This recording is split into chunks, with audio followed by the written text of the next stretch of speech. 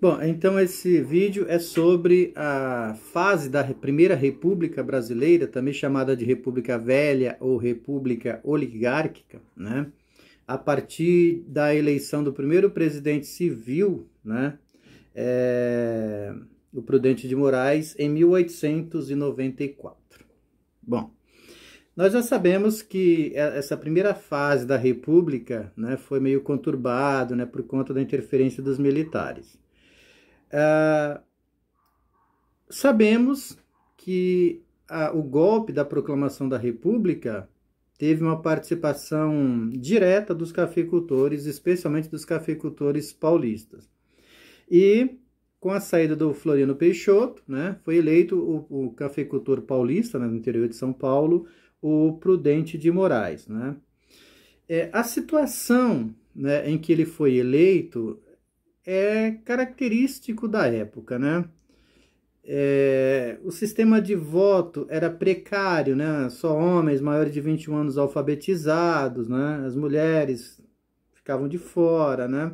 Negros, com certeza, ficavam de fora porque não eram alfabetizados, né? Os soldados não podiam votar.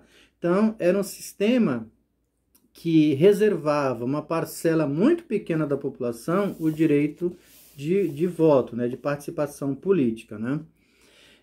E como o voto era aberto, isto permitia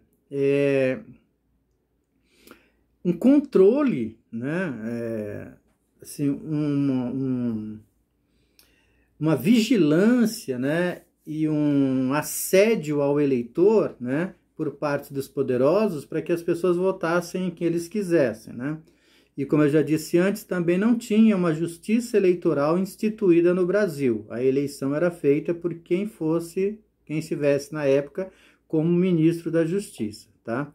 A única instituição que validava e acompanhava as eleições era uma tal de uma comissão verificadora criada no Congresso Nacional, né? Então eles escolhiam lá alguns deputados para dizer se o resultado da eleição tinha valido ou não. Nós vamos ver ao que isso vai atender lá na frente, tá? É característico também desse período a existência do chamado coronelismo, né? Uma coisa que ainda hoje inferniza a sociedade brasileira, né, especialmente em época de eleições, é exatamente esse assédio, né, essas pressões que os poderosos fazem em cima dos eleitores, né, mesmo na atualidade, né, oferecendo dinheiro, vantagens e tal, né, isso em 2020, imagine em 1894, né, quando a coisa era bem precária. Então, quem eram os coronéis? Normalmente eram aqueles homens ricos, especialmente das cidades do interior, né, que tinham lá os seus interesses, se juntavam em panelinhas, né, para controlar a política das cidades menores, das cidades do interior. E como é que eles faziam isso? Através do chamado assistencialismo, né? Porque na época o Brasil tinha uma sociedade basicamente rural, né? As pessoas não viviam em cidades, não existiam grandes cidades. 80% da população brasileira ainda morava no campo. E quem são os proprietários das terras? São essas pessoas ricas, esses grandes latifundiários que a gente identifica como coronéis. Na verdade, eles não são do exército, viu? Isso foi um título criado na época das regências, né, quando se criou uma guarda nacional, né, se não me falha a memória, pelo regente Padre Feijó, que precisava de proteção, então ele pediu para esses homens ricos que lhe cedessem capangas para que se formasse essa guarda nacional. E aí, em troca, ele dava para esse camarada um título de coronel. Então é um título fictício, né? Não é uma patente do exército em si, tá? Mas aí eles acabaram sendo identificados por esse título, né? Então, coronel é aquele latifundiário, homem rico, proprietário de terras, que tem toda uma população no entorno dele, dependente dos seus benefícios. Então, quando alguém precisa de emprego, precisa de uma vaga no hospital, precisa de dinheiro emprestado ou colocar um filho na escola, ele vai atrás desse cara, né? E ele faz esse tipo de benefício em troca do voto, né? Ou de contrapartida que a pessoa vote em que ele diz. É o chamado clientelismo, né? Então, assim, ele usa da administração, do poder público, né? Incorpora isso como se fosse dele, né? Como se fosse um benefício dele em oferta a quem lhe procura, a população. Então, é uma sociedade ainda muito controlada, né, muito manipulada por esta elite, né, que na época era rural, tá? E aí, claro, surge o voto de cabresto, né? Porque esse coronel vai chantagear aquela pessoa que lhe pediu algum benefício, né, algum favor, tá? Porque para essas pessoas era imprescindível ter a proteção do coronel, porque nada pior do que ficar fora da área de cobertura do coronel. Então, alguém pensava 10 vezes antes de contrariar o coronel, especialmente na hora de dar o voto, né? Então, quem determinava o candidato no qual os eleitores da sua região deveriam votar era o coronel, tá? E claro que ele tinha um certo controle sobre isso, né? Ele colocava na frente das sessões eleitorais capangas para ouvir, como o voto era aberto, então a pessoa tinha que ir lá e dizer em quem estava votando, né? E se essa pessoa ousasse contrariar o coronel, né? Além de perder a proteção e os benefícios que ele concedia, também sofria agressão física, né? E aí o que vai acontecer? As eleições eram todas de cartas marcadas, né? Então é uma estrutura de poder fraudulenta, né? Toda viciada, né? Onde a última coisa que se esperaria seria uma eleição justa e honesta, né? Então é uma sociedade que funciona na base do poder local, né? Pessoal, que controla, né? Quem está à sua margem. E dessa estrutura toda veio a montagem de um sistema de poder, né, que ficou conhecido como política dos governadores. Tá? Se a gente acha que tem falcatrua na política brasileira hoje, você vai ver que isso é histórico, né? Isso sempre aconteceu assim. Né? Eu diria que hoje é até mais sutil do que naquela época. Porque como é que funcionava? O presidente da República sabia que ele tinha que ter apoio do Congresso. Ele é poder executivo, ele depende do legislativo para aprovar os projetos que ele quer fazer. Então, a intenção dele era que só fossem eleitos para cargos de deputado e senador candidatos que lhe dessem apoio. Agora, como conseguir isso? Os presidentes faziam acordos com os governos estaduais. Então, o governo estadual recebia do presidente a promessa de que receberia verbas, né, apoio para realizar os seus projetos. Em troca, os governadores deveriam trabalhar nos seus estados para que somente candidatos a deputado e senador, né, fossem os que apoiassem o presidente. E aí era celebrado esse acordo nessa troca de favores. Mas como é que o governador poderia garantir para o presidente que o candidato eleito seria o que ele indicou? Fazendo aliança com os coronéis. Então, os governos estaduais, né, procuravam os coronéis das várias regiões e estabelecia com eles troca de favores. Ó, coronel, o que você está precisando na sua região? Ah, uma estrada, um hospital, um poço, um açude, qualquer coisa do tipo. Em troca, o coronel recebia esses benefícios e exigia que os eleitores da sua região votassem no candidato indicado pelo governador, que no final das contas era o candidato indicado pelo presidente. Então é tudo na base da troca de favores, tá? Então faziam as eleições, claro que os candidatos indicados pelos coronéis eram os eleitos. Se isso por algum motivo desse errado, ainda tinha a bendita comissão verificadora, né, que existia no Congresso para validar ou invalidar a eleição de alguém. Quando chegava lá o resultado da eleição de um candidato de oposição, como tendo sido eleito, a comissão tratava de dizer que houve fraude, que houve ilegalidade na eleição do cara, e invalidava a eleição do cara. E, claro, invalidando a do eleito, rodava-se a lista e chegava-se a um candidato da oposição para ser deputado ou senador. Então, assim, era uma política viciada, né? Não tinha como dar errado, né? E essa coisa era tão segura que deu margem ao aparecimento da chamada política do café com leite, né? Nós sabemos que, nesta época, o grande produto de exportação nacional era o café. E o estado onde mais se produzia café era São Paulo. Então, os maiores cafeicultores, os mais ricos cafeicultores do Brasil estavam em São Paulo. E, claro, poder econômico e poder político andam juntos. Então, eles já têm o controle da política nacional. O que eles querem? Se perpetuar no poder. E aí, São Paulo vai fazer um acordo com Minas, tá? Costuma-se dizer café com leite, mas não é café com leite a aliança, é café com café. Porque os cafeicultores de São Paulo estão fazendo aliança com os cafeicultores de Minas, né? O leite entra aí por conta da tradição mineira, né, da criação de rebanhos e produção de leite. Mas no caso da política do café com leite, é café com café, tá? Então, qual era a base do acordo? Que numa eleição, né, seria eleito um candidato de São Paulo ou alguém apoiado por São Paulo, porque São Paulo também fazia aliança com outros estados, além de Minas Gerais, tá? Então, ele não fazia questão de todo candidato ser de São Paulo. Tinha que ser alguém apoiado por ele que defendesse as teses de São Paulo.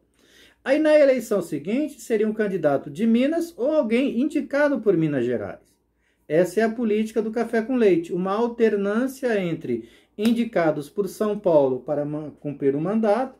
Na eleição seguinte, era a vez do mineiro ser o eleito, tá? Então, assim, não tinha erro, não tinha como dar errado um troço desse, ok? E era assim que funcionava a política brasileira na chamada República Velha ou República Oligárquica, tá? Um sistema de troca de favores, onde todos os atores, né, dessa elite e as altas patentes do exército estão envolvidos e estão felizes, ok? Quem é que não está feliz com isso? Os trabalhadores, né? As pessoas das camadas mais baixas e uma certa hierarquia, uma certa parcela do exército, especialmente os jovens oficiais do exército não gostam nada disso, né? E eles, inclusive, vão desenvolver um movimento chamado de tenentismo. Bom, para a gente entender, então, agora, política a gente já entendeu como é que funcionava na República Velha. Agora vamos nos concentrar na economia. Como eu disse, o Brasil era um país de economia agrária, 80% da população vivia no campo, ligado à produção de alimentos, né, de gêneros agrícolas ou criação de animais, ok? E nessa produção, o produto de grande destaque é o café, né? Tanto é que também esse período é chamado de República da Oligarquia Cafeeira. Não sei se vocês sabem, mas o café é um produto originário da África, mais especificamente da Etiópia, né? Foi introduzido no Brasil, primeiro lá no Pará, não deu certo, veio para o sul de Minas, desceu para a Baixada Fluminense, Vale do Paraíba em São Paulo, até chegar no Oeste Paulista, onde encontrou a famosa Terra Roxa. E lá ele se adaptou muito bem e o Brasil passou a ser o grande produtor, exportador e que abastecia praticamente todos os mercados internacionais de café, tá? Vai chegar um momento em que o café responde por 72% de tudo que o Brasil exporta. Então, é uma cultura, né? É uma produção muito lucrativa, né? Porque o Brasil tem praticamente todo mundo para abastecer. E claro que, sendo um produto muito lucrativo, vai chamar a atenção de muitos produtores rurais, né? E que vão se dedicar à produção desse artigo. E a produção cresce tanto que vai gerar uma crise de superprodução, né? O Brasil passa a produzir mais café do que o mercado internacional é capaz de absorver, tá? E uma regra básica do liberalismo econômico, quando um produto está em oferta excessiva, o preço cai, tá? Isso começou a acontecer com o preço do café. Como a oferta era excessiva, o preço começou a cair. Mas os cafeicultores vão dar um jeito nisso, né? Como eles mandam no Brasil, eles decidem politicamente o que vai acontecer no país. Em 1906, eles saem com a solução mágica, né? Foi feita uma reunião lá na cidade de Taubaté, e de lá saiu um acordo que ficou conhecido como Convênio de Taubaté. Na verdade, não tem acordo nenhum, né? Eram os cafeicultores reunidos, né, para decidir como evitar a queda no preço do café e obrigar o governo a engolir essa decisão. Mas quem era o governo? Eram eles mesmos, tá? Então, qual foi a decisão lá do Convênio de Taubaté? Que toda a produção que os cafeicultores realizassem, tá? E que fosse colocada no mercado à venda, né, pelo preço que eles quisessem, tá? O que não fosse vendido para os consumidores externos deveria ser comprado pelos governos estaduais, estocado, e só poderia ser colocado à venda quando houvesse algum problema com a safra. Então, o governo teria café em estoque, né, que só poderia ser vendido caso a produção não fosse suficiente para abastecer todos os mercados. Quando foi que isso aconteceu? Nunca, tá? E a pergunta que não quer calar: de onde os governos estaduais tiravam dinheiro para comprar esse excedente de produção? Empréstimos externos. Então, o governo federal avalidava para que os governos estaduais contraíssem empréstimos no exterior para comprar o excedente de produção pelo preço que os cafeicultores estabelecessem e deixassem estocado, tá? Vocês acham que hoje tem mamata, que é uma mamata maior que essa, tá? Então era assim que o café se mantinha sempre num preço alto. Em 1906 o Brasil tinha 70%, né, do consumo de um ano de café no resto do mundo. Então eram estoques absurdos, né? Por isso que o Getúlio Vargas, quando ele assume o poder, vai mandar queimar ou jogar no mar, né? Um outro produto de destaque desse período é o açúcar, né? Nós já sabemos que durante a fase colonial, o açúcar, né, era o grande carro-chefe da produção brasileira, né? Os portugueses produziam aqui e vendiam para o mundo inteiro, né? O açúcar começa a enfrentar problemas depois de 1650, quando os holandeses foram expulsos lá do Nordeste, foram para as Antilhas e começaram a produzir açúcar de melhor qualidade por um preço mais baixo que o nosso, tá? Na República Velha, né, o Brasil vai enfrentar novos concorrentes, né? Porque regiões como Haiti, Cuba, né, República Dominicana, serão áreas de exploração, especialmente da Espanha, né, que passam depois para o controle dos Estados Unidos e tem a sua economia voltada para a produção de açúcar a partir da cana. E claro, como os Estados Unidos eram o nosso grande consumidor de açúcar, né, ele não vai comprar nosso açúcar, sendo que eles produzem nas suas colônias. E aí, no final do século XIX, o açúcar se torna praticamente um produto voltado para abastecer o mercado interno. Outro produto dessa época é o algodão, né? Desde que as indústrias europeias de tecidos, né, decidiram trocar a lã pelo algodão, né, que o Brasil, mesmo tendo uma produção interessante, né, relevante, não conseguia concorrer com a produção dos Estados Unidos, né? No sul dos Estados Unidos, as colônias de exploração foram montadas para produzir algodão e abastecer as indústrias inglesas de tecidos. O algodão dos Estados Unidos estava mais próximo da Europa, portanto o custo de transporte era mais baixo, né? Eles tinham uma produção de melhor qualidade do que a nossa, então o Brasil meio que não conseguia concorrer com os Estados Unidos, né? E aí o que se produzia de algodão era basicamente para o mercado interno. Só teve um momento aí na história em que o Brasil conseguiu alavancar a produção de algodão. Foi durante a Guerra de Secessão nos Estados Unidos. Foi de 1861 a 1865. Durante a Guerra de Secessão, vocês sabem que foi o norte contra o sul, né? Então o norte mais industrializado, desenvolvimentista, e o sul escravista, produtor de algodão e tal. E o norte venceu, né, mas durante a guerra eles impediram a exportação de algodão do sul, exatamente para enfraquecer os caras. Então, durante esses anos aí, o Brasil aproveitou para produzir e vender para as indústrias inglesas, tá? Mas acabou a Guerra de Secessão, os americanos voltaram a produzir e o algodão só volta a ser importante na economia brasileira quando surgem aqui as primeiras indústrias. Porque no Brasil também, o primeiro surto de desenvolvimento industrial será da indústria têxtil, de tecido. E a matéria-prima será o algodão. Um outro produto de destaque desse período da história brasileira é a borracha, né? Borracha utilizada na época para a produção de pneus, inicialmente pneus de bicicleta e depois os pneus dos automóveis, né? A borracha era feita na época do látex, que é um líquido que sai de uma planta, né, chamada seringueira, muito comum na floresta amazônica. Então, é uma região natural onde existem as seringueiras, né?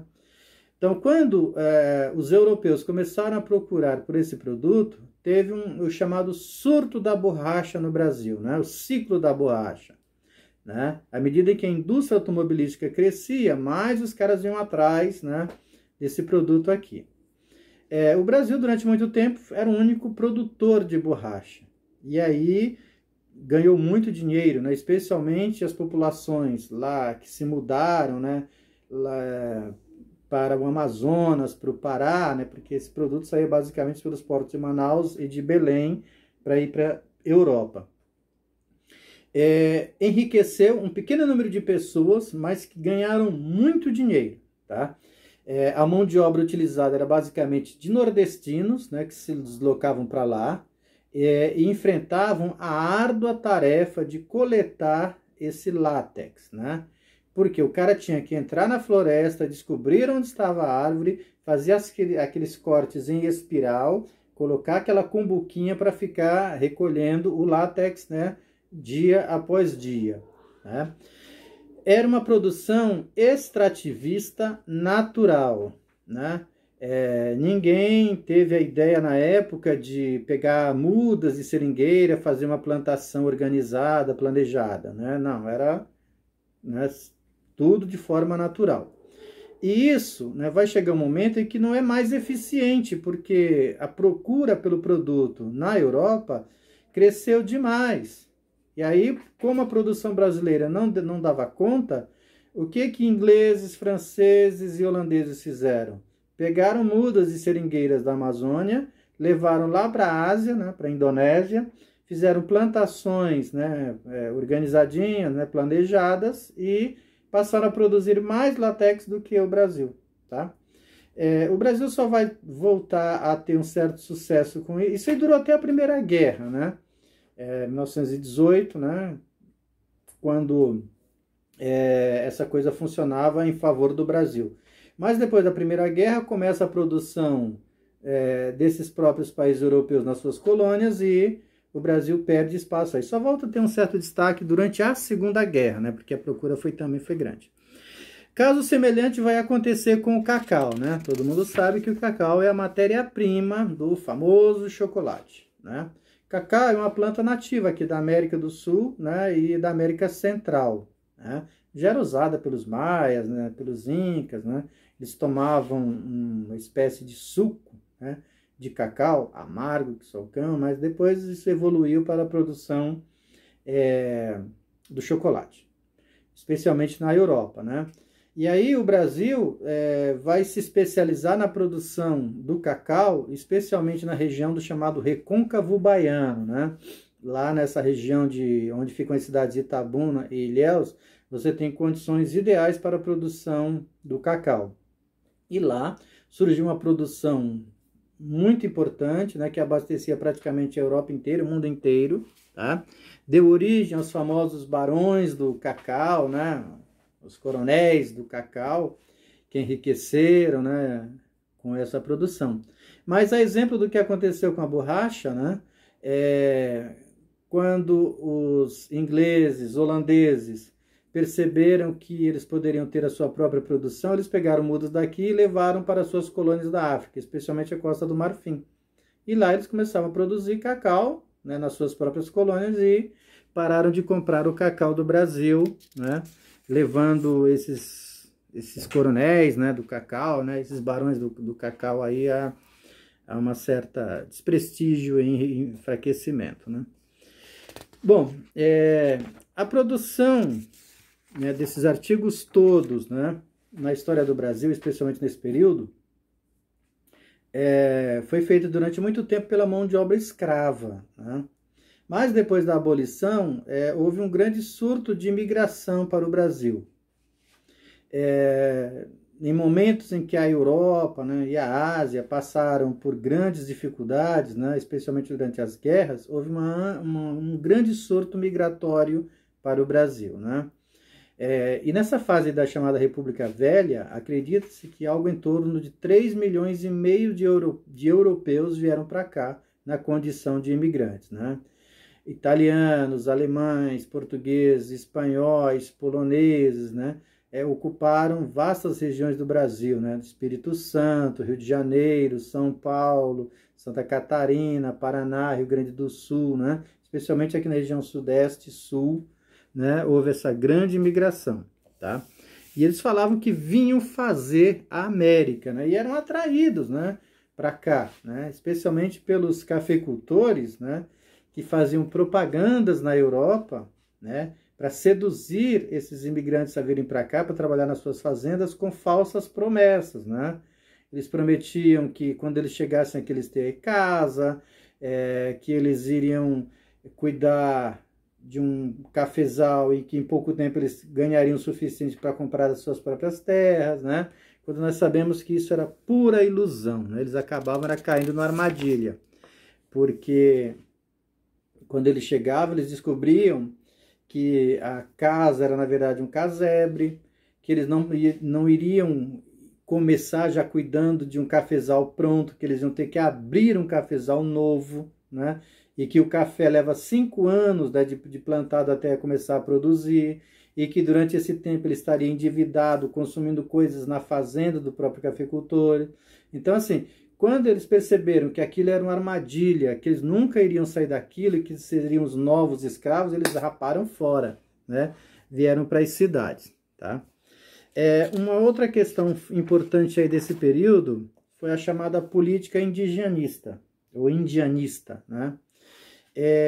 Durante a fase colonial, né, havia um trabalho da igreja, né, especialmente dos padres jesuítas, catequizando os índios. Então eles diziam que estavam contribuindo para a salvação dos índios, né? Quando houve a proclamação da República e foi separado a igreja do Estado, considerava-se que, primeiro, que esse trabalho dos padres jesuítas não tinha dado efeito, pelo contrário, né? Acabaram tornando os índios alvos fáceis dos bandeirantes e todo aquele projeto de catequização para inserir o índio na sociedade deu errado. E aí a nova política é preservar a vida dos índios lá onde eles estão, né? Então a ideia é garantir a sobrevivência do índio, porque haverá muito conflito entre as tribos indígenas e os novos colonos, né, que estão chegando e de olho nas terras dos índios. E aí, para cuidar dessa proteção, foi criado em 1910 o Serviço de Proteção aos Índios, né? Ficou a cargo do Marechal Rondon, né? Do Cândido Rondon, que tentava, às duras penas, tentar preservar aí a vida desses índios. Bom, com o passar do tempo, né, ainda nessa fase de República Velha, nós teremos os primeiros surtos de desenvolvimento industrial do Brasil, tá? Então, a economia vai sofrer uma mudança significativa, deixando de ser somente exportadora, né, para virar um país com indícios de industrialização. De onde vem o dinheiro, de onde vem a mão de obra, de onde vem toda a tecnologia, de onde vem as condições para o aparecimento de indústrias do Brasil? Café, né? Então, que era o principal produto de exportação do Brasil, era o que dava mais lucro, né? Era da classe que dominava politicamente esse país. Pois bem, o capital usado nas primeiras experiências industriais do Brasil foi o dinheiro do lucro da venda de café, tá?